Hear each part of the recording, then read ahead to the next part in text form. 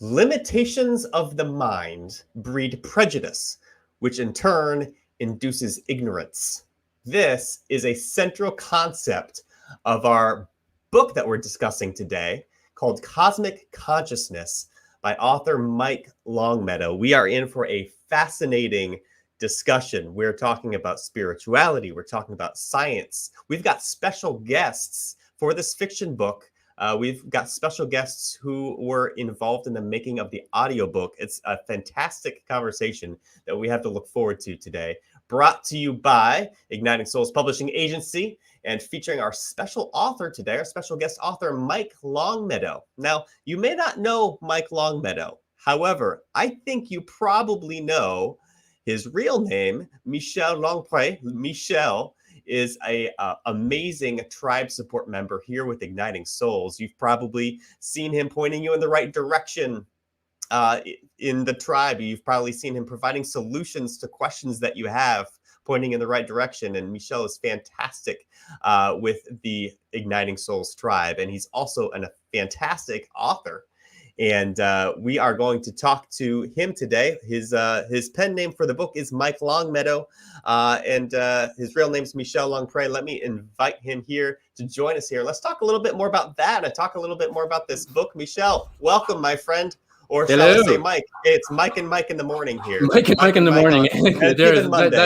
That's our point. Future show right there. Fantastic. All right. Well, you know, it is a pleasure having you, my friend. I'm excited about this. I know many people are also excited for this book to arrive. So, hey, like I just mentioned to the folks here, you've got a pen name. I do. Mike Longmeadow. Yep.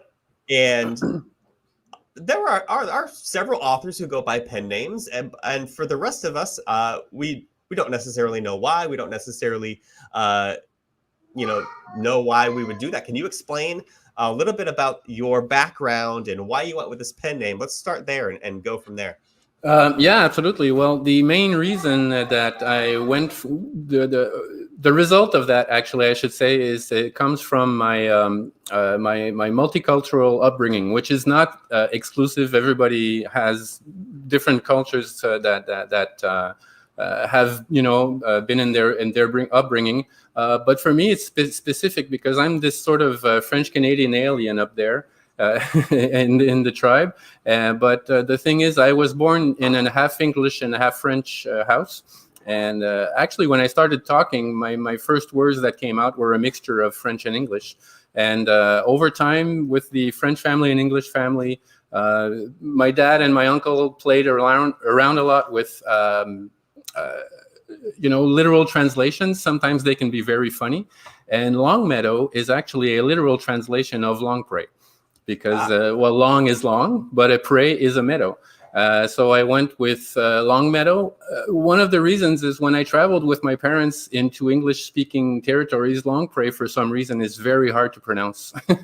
And so that was sort of the original reason. And now over time, with my time with AAE and everything, what's happening is that Mike Longmeadow will be the fiction author, and Michel Longpré will be the ghostwriter or editor. So that way, kind of keeps them both separate, because as Michel Longpré, I'm going to be happy to work on all kinds of books that are not necessarily what Mike Longmeadow writes. Mike Longmeadow will be an explorer of, I like to call him the explorer of invisible realities that surround us. I'm very, very into the idea that there is magic around us. There is, we live in a very production-oriented society, and I like to sort of infuse, hey, don't forget, your dream means something maybe to you, or, it doesn't necessarily mean something in a technical way or anything. It's just be free with your mind, which is the reason of the little phrase I gave you, a sentence I gave you at the beginning. If you limit your mind, you develop prejudice. That's normal. That's how the human brain works. If you open your mind, then all these prejudices go away, because you develop compassion. You develop, an eye for learning, an eye for So yeah, the pen name kind of comes from that multicultural background. And being born in Quebec, I've had the privilege of having influences from both France and England and Canada and the US. And in Quebec, we get all that in one sort of mishmash. And so I think that creates an original point of view from me. Fantastic. We're having an awesome international experience and conversation here. Michelle is in Canada. We've got people tuning in from California, and we've got all sorts of people tuning in and really excited about your book and your work and this conversation. And I agree with Rachel, who says that your ability to separate your two types of work through using a different name is really clever and really, I think, would provide a lot of clarity for you as well. So, and I believe so. what you're focusing on, and being able to go all in on what you're doing. There you go. And that's how I present it on my website. So, hopefully over time it's going to work. It's going to work. That's great. That's a great way to brand yourself. I think that's a helpful tip for our authors as well. Rochelle's tuning in from Scotland. We've got people all over the globe here in this.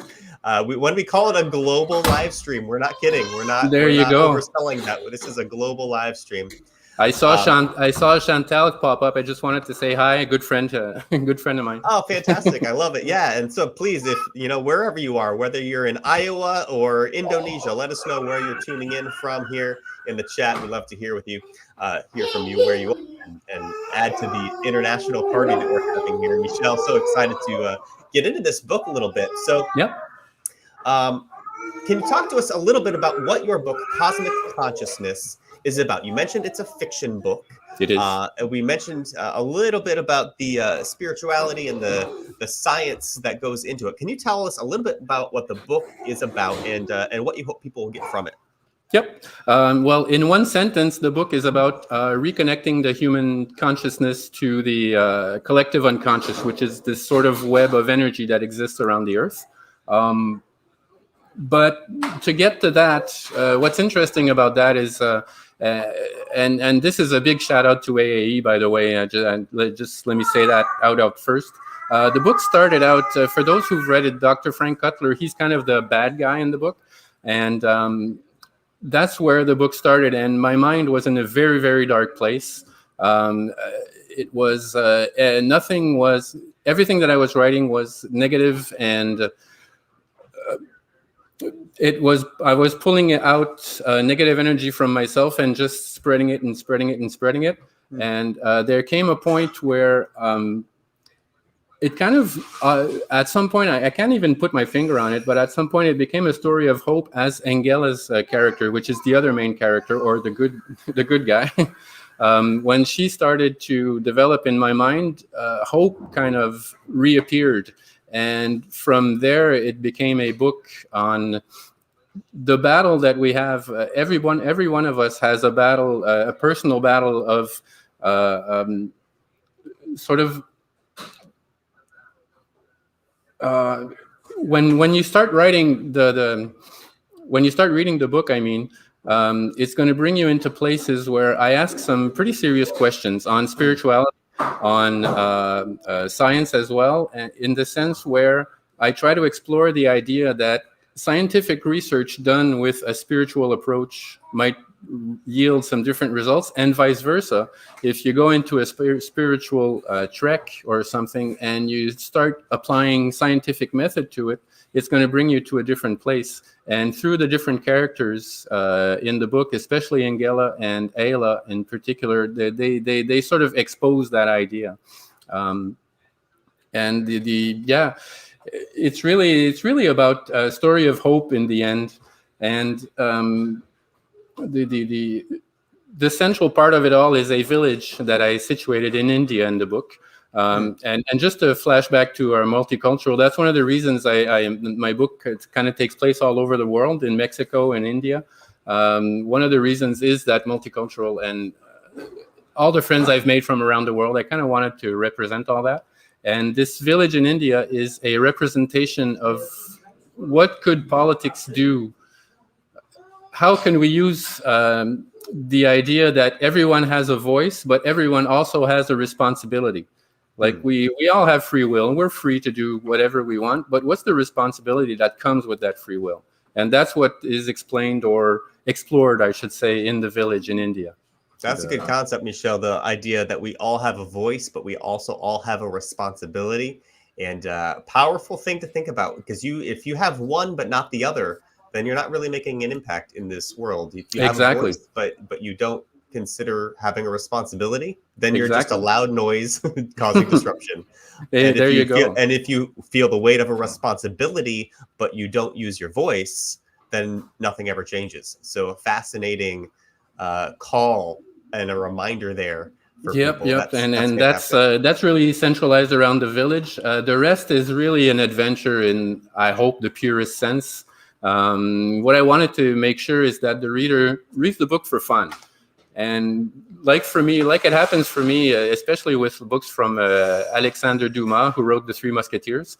You read the book and you're like, oh, this is cool. Then you close it, put it aside, and an hour later you're like, hey, wait a minute, that subject he was talking about. And then it really starts to roll into the mind. And hopefully I managed to create that. Awesome. This is fascinating. We're talking about Cosmic Consciousness, a new book by Mike Longmeadow, also known as Michel Longpre. But like Mike Longmeadow is the author of Cosmic Consciousness, and we've got a conversation we're going to bring in a few minutes here with some of the voice actors that helped bring your story to life in the audiobook, and also your the team that put that together. We're excited to speak with them in a few minutes. We've also got some giveaways.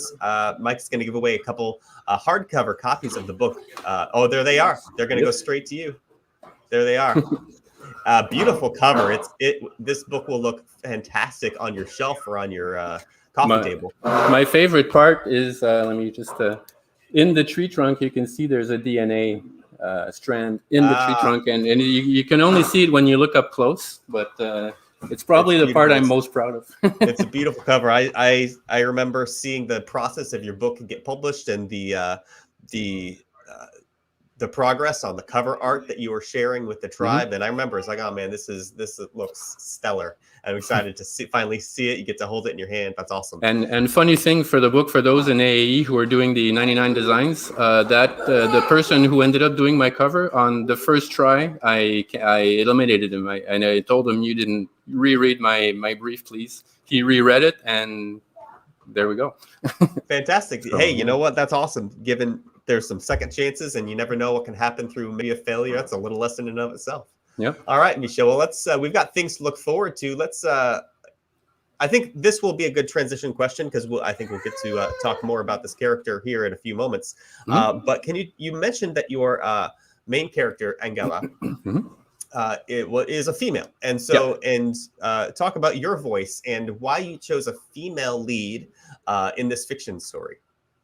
Many reasons. A bit, I would say half of it is to honor my mother, because actually, we're going to talk about it in a minute. But when I started writing this book, she passed at least 10 years now.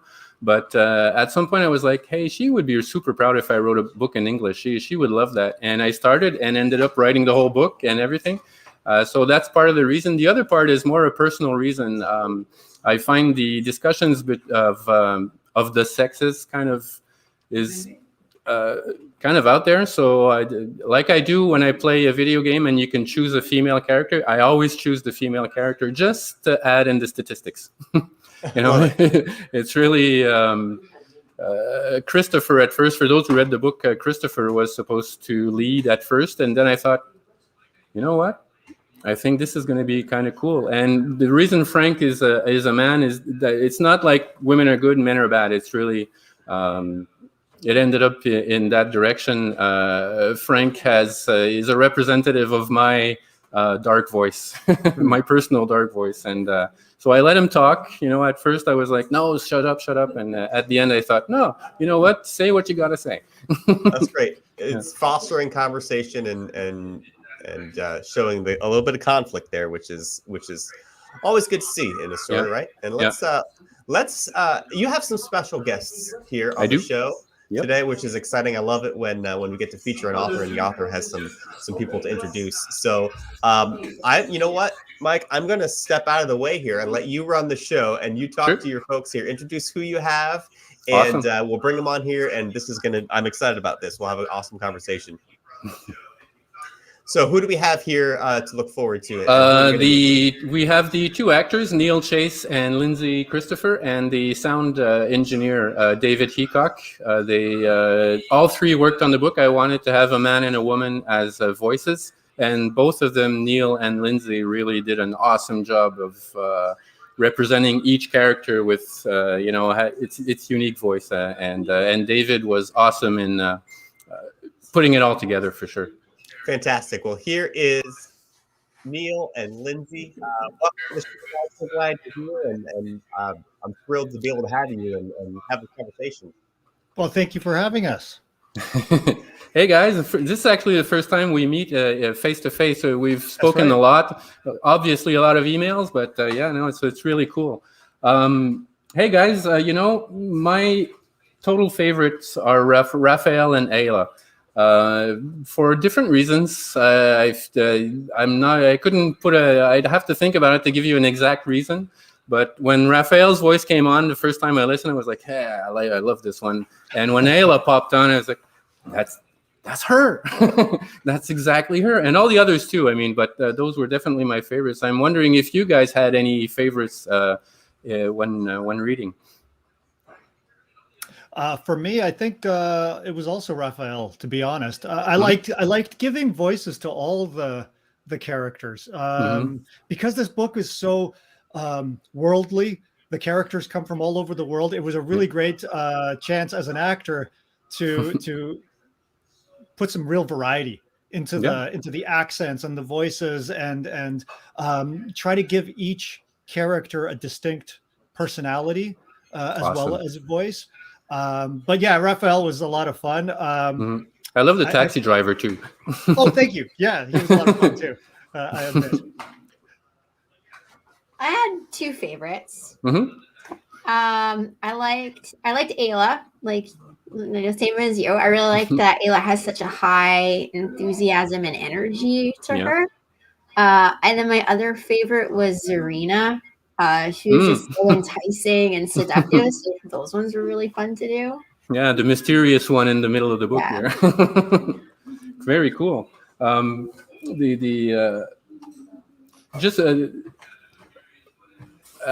you had to read it first before you read it out loud, obviously. For me, when I started, I pressed play the first time.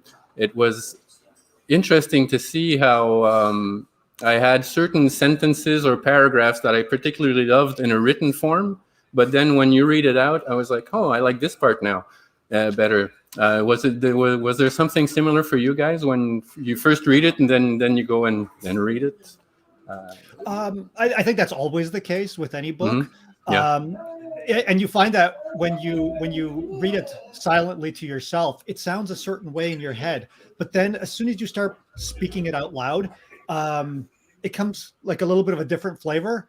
Totally. So we did get that experience. And one of the challenges we had was actually trying to find the right voices for the various characters. And one thing that your listeners will find when they listen to the audiobook is that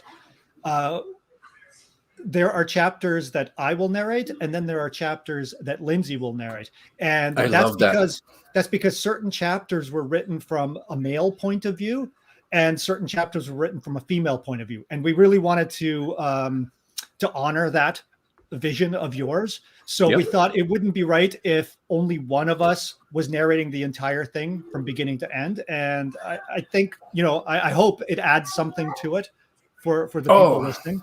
For sure. When the first chapter is under Frank's point of view, and then when Lindsay hopped on the second chapter, I literally had a tear. Like, oh yes, they saw it. That's wonderful. Exactly. I would like to ask a question here with this opportunity. Mike, I'd like to ask you first, because we've got authors who are looking to record their audiobook or as for a fiction author to find some voice actors for their book. Could you talk a little bit about what you were looking for in a voice actor, how you ended up finding Lindsay and Neil? And then Lindsay and Neil, I'd like to ask you after that so you can, get a response locked and loaded. But what are recommendations that you would give to an author or a director, maybe it's one and the same person, working with you to help you perform to the best of your ability? That's what I would like to get to, from you here in just a minute. But first, Mike, can you talk about what you look for in a voice actor as the author here, and even as a director working with them? Well, in my case, what I was looking for, it took me a while to get it done, because I was finding a lot of voice people who specialized in nonfiction, maybe a little bit too much. And I was looking for someone who would understand the craziness behind the book. And actually what happened is Neil popped on a live stream for past, he's a past winner of author awards. And I was covering that. And as I'm covering, I'm like, hey, wait a minute, he's got this super cool short film. I think he gets it. And I sent him an email and we clicked right away.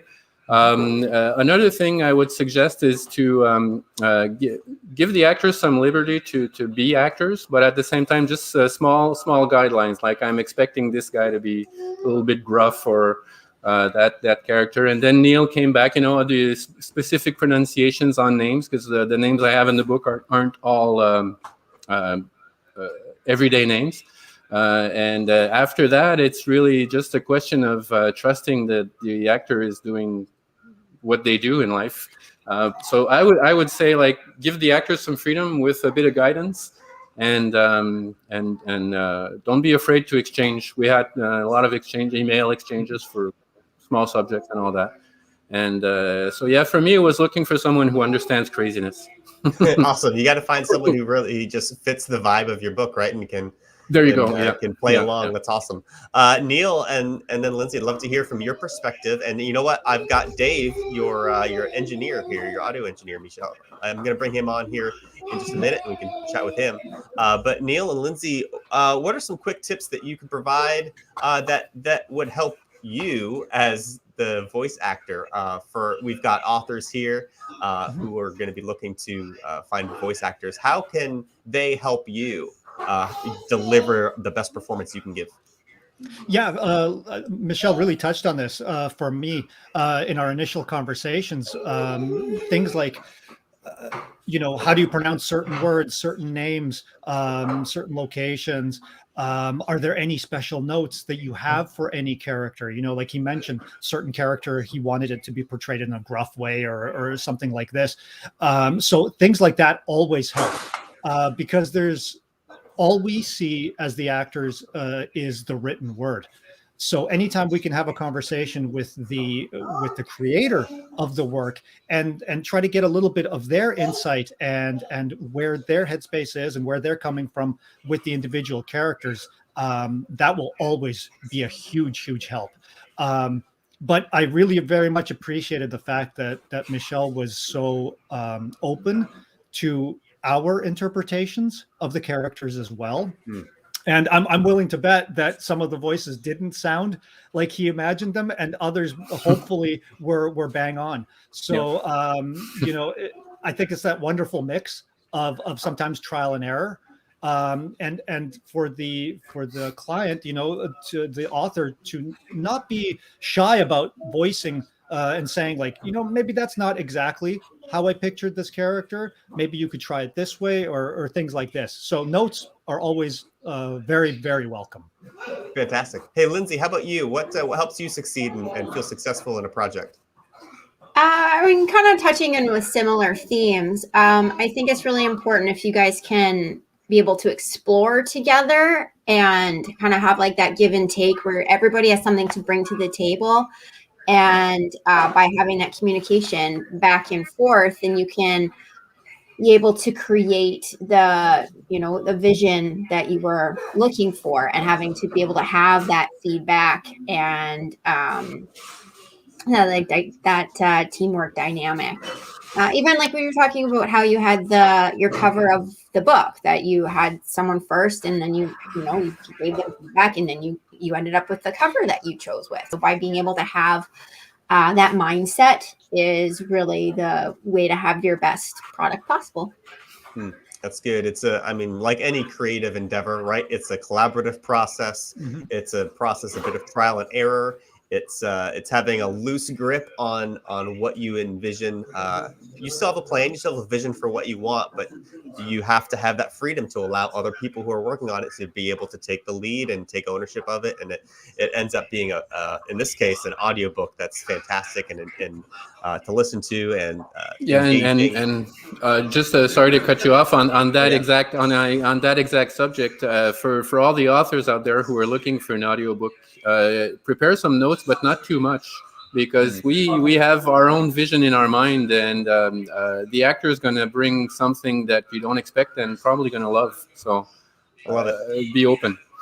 All right, Mike, I'd like to add Dave to our conversation here. Dave was your audio engineer who really took all the raw material for the audiobook and made it a masterpiece. And so let's bring him in here. Dave's joining us from the road. There's Dave. Hey, Dave.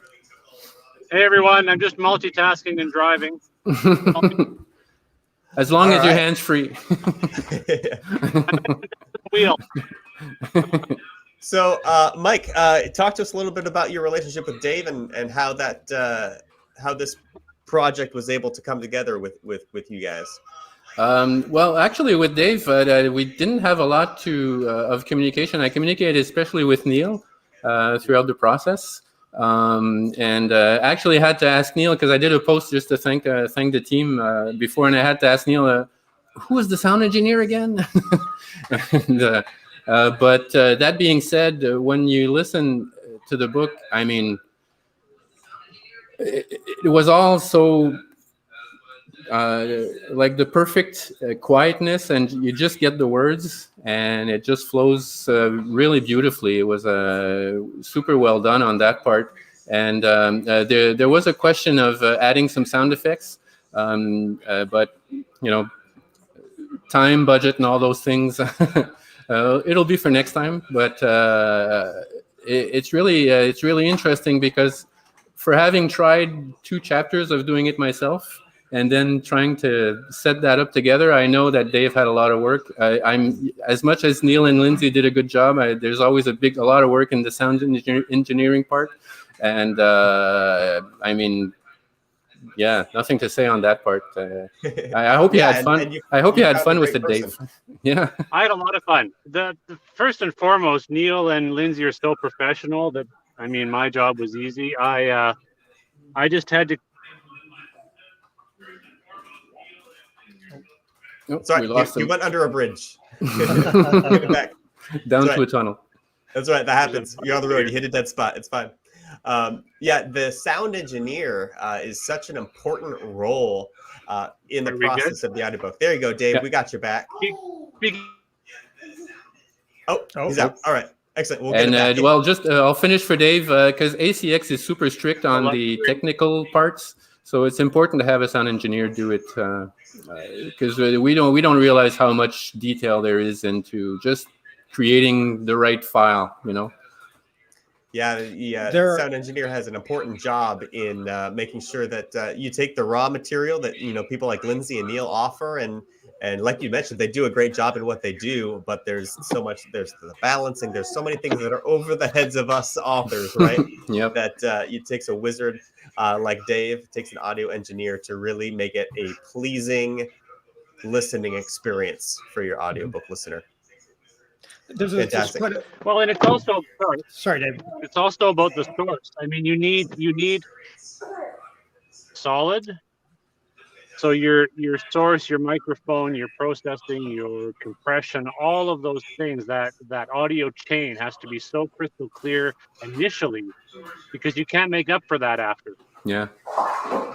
That's a good advice there. If we're gonna get just a couple minutes here with Dave, we've got some good gold nuggets for the for authors and for anyone recording an audiobook. Is it really requires, like, the better raw recording that you can get up front, then the better quality you're going to have later on. Yeah, invest in yourself. spend the money, get the equipment, because you will spend so much time trying to fix things later. Just upfront cost. Just research it and get a good room if you're doing it in your home. Make sure it's a quiet, dead room, so it's got doesn't have a lot of echo or bounce or anything like that. And your whole audio chain has to be pro, because otherwise, yeah, it just makes a huge difference in the end. And then when you're working with your friends, like I got to with Neil and Lindsay, it was just fun. We had a lot of fun. That's awesome. I'm so glad. It seems like a lot of fun to make, a lot of fun to read and listen to. So we appreciate the work all you guys put into this, and for your tips, Dave, and for your perspectives, Neil and Lindsay. We really appreciate you and your time here. I want to, in our last couple minutes here, get back to Mike and talk about some giveaways for our people listening in and tuning in. It's been a fun conversation, though. We really appreciate you guys. Thanks so much. Thanks so much for coming, guys. Thanks for having us. Hey, guys. See ya. So fun to talk. We don't have very many audio engineers here on the show, and I don't think we've ever had voice actors on the show before. So thank you, Mike, for inviting your friends here and really helping our authors get a fun insight into the audiobook process. Total pleasure. Just when Dave said compression and all these words, I was like, what? So right? we find need that. Someone who can do it, right? Yeah. You can't do it all yourself, as you tried even. Awesome. Well, we're talking with Mike Longmeadow, author of Cosmic Consciousness. It's been fantastic talk about his book and talk about the audiobook. Got a lot of value here already from this.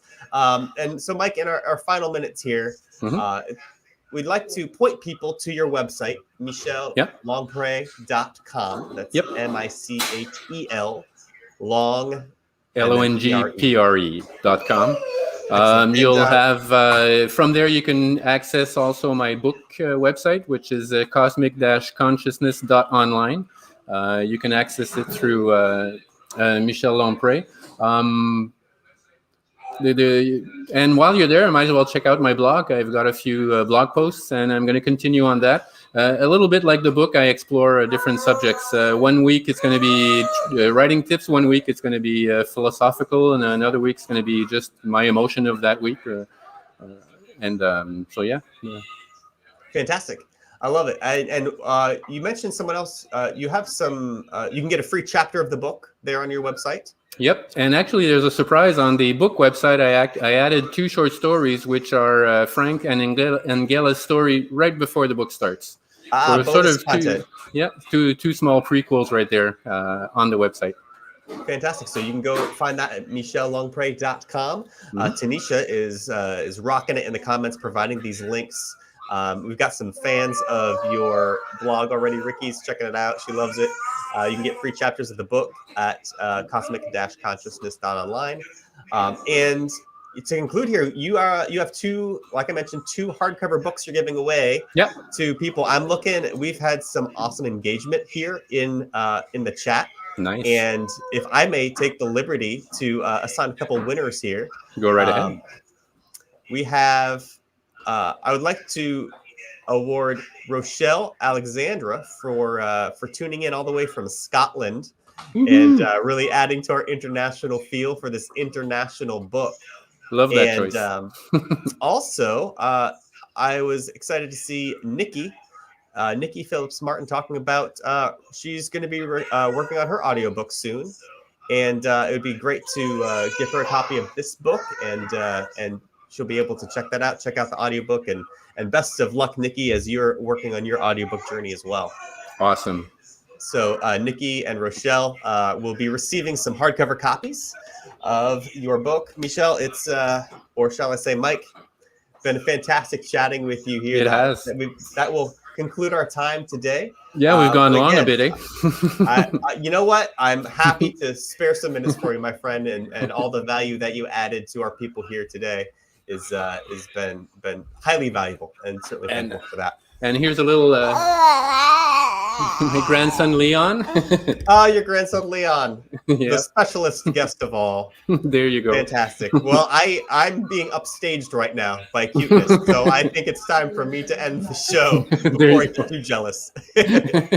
Awesome. Well, Mike, it's been a pleasure chatting with you, my friend. We wish you much success with this book, and thank you to our special guests, Lindsay, Neil, and Dave, for joining us here today. It's been a fantastic conversation. We appreciate you, Mike, and I'm sure our tribe people will continue to see you in the tribe. I hope they wish you well, and thank you for all your work.